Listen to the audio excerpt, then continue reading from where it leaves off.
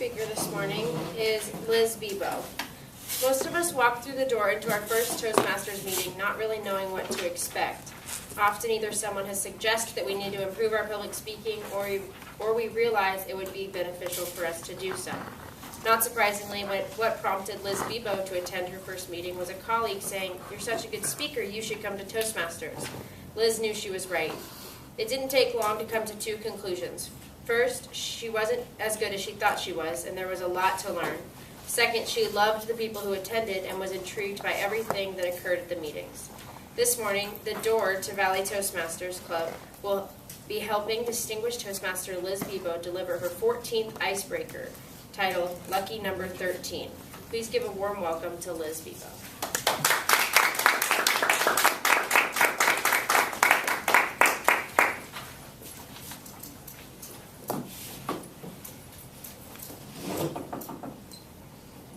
The door?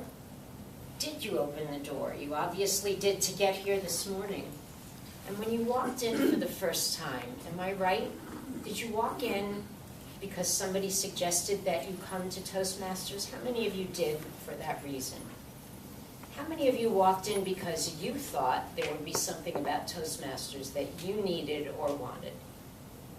How many of you came here thinking you were so good that you wanted to be here, you needed to be here? Yeah, that's what I thought.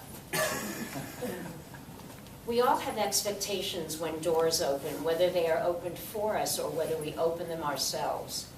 And like you, I expected to enjoy Toastmasters. I expected to be really good at it. And as the introduction implies, I discovered I was not nearly as good as I thought I was, that I had much to learn. And I learned it pretty quickly, or some of it pretty quickly. But a lot of the learning that I did not occur until I walked out the door of Toastmasters and started to experience life in other Toastmaster clubs. Now, some of us become Toastmaster junkies pretty quickly. Is anybody here that would cop to being a Toastmaster junkie? Yeah, I would say that that's probably right. I think there are a couple more who are on their way to being Toastmaster junkies. I wouldn't name names or anything, but I believe they're seated on that side of the room. Just saying. It was a note, an email from our Vice President of Membership to me that said, "You are a mentor. Have you met with your mentee or mentees?" That prompted me to do some research about mentoring. And that is the subject of my speech this morning, is what you have to offer as a mentor and what a mentor has to offer to you. In thinking about mentoring, I realized that over the years, and as most of you know, I've been in this business for 30 years, which you very generously helped me celebrate not too long ago. And so a lot of people have walked in and out of that door and other doors that I have had an opportunity to work with. I went through, thought, racked my brain, went through old rosters, club rosters, to try to find the names of some of those people. And some of these pictures represent those people. Among them are people from the very first Toastmaster club that I joined, which was Chirp and Choke. It does not exist anymore.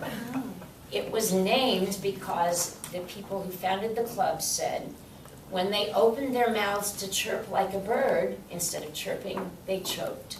So they came up with the name Chirp and Choke. That alone was enough to want me to find out more about the club, and that was my first club.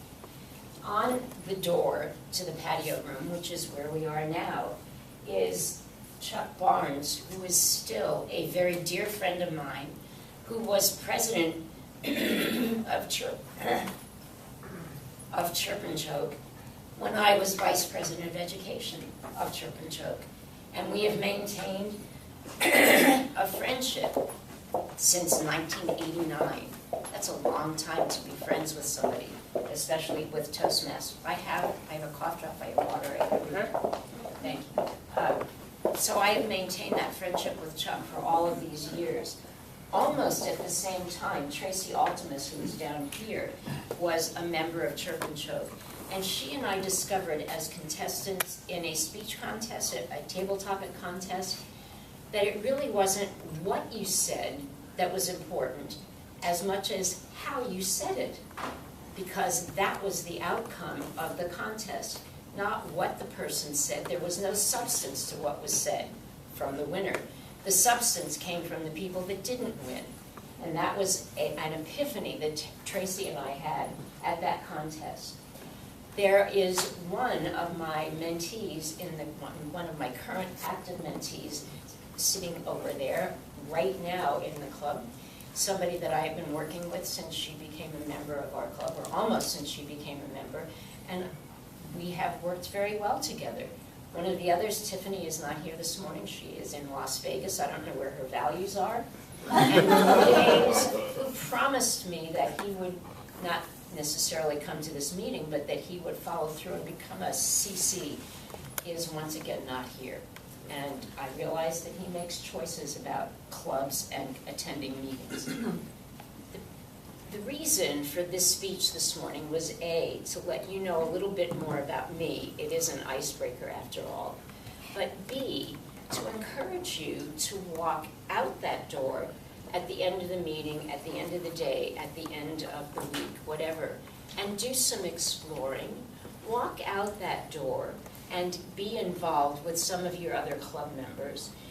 Whether you are brand new or you've been here for a while, there are elements about each one of us that you would want to know about, things that you could be doing with your fellow members and for your fellow members that could be very helpful to you and to them, and could help make your Toastmasters membership a rewarding and fulfilling experience. Now, where have we heard that before? Knock on the door, open the door, and go out and get the most out of Toastmasters that you can get. Madam Toastmaster.